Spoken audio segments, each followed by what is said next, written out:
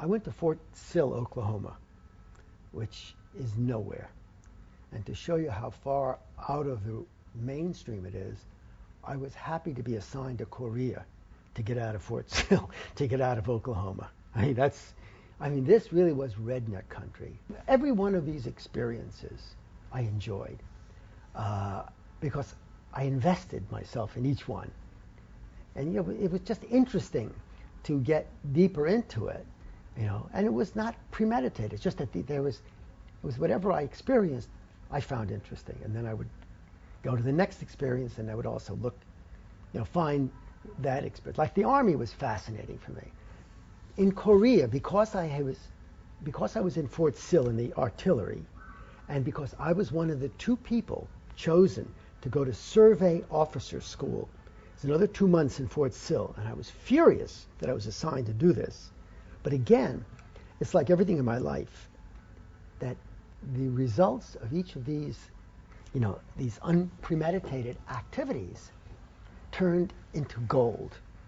So here I was in this, and by the way, like the horticultural program at Cornell, I couldn't care less about learning about survey. That bored me. But being in Oklahoma was fun for that, extra time, mainly for the social life. But I came away with an MO, I guess they call it, as a survey officer. Didn't really know too much about what I was doing, and it was also, a lot of it was in manuals.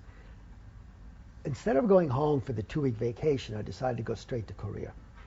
And again, that was a lucky decision, because when I got there, the survey officer at the division level was leaving for the States. He had finished his tour. The other guy who had studied with me, the other soldier who had studied with me, went home. So that he was going to come 2 weeks later. So when I got there, they put me in the captain's slot at a division level, which at Korea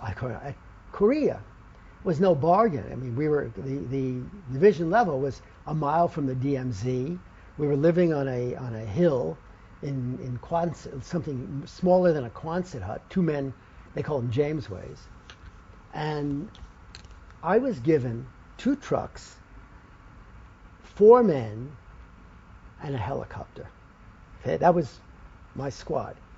And I was at a general's mess, which meant also there were lots of other officers, and I wasn't at the front lines. Not that the front lines meant anything, because this was after the war.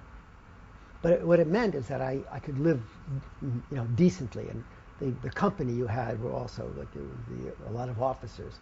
So that was even an experience.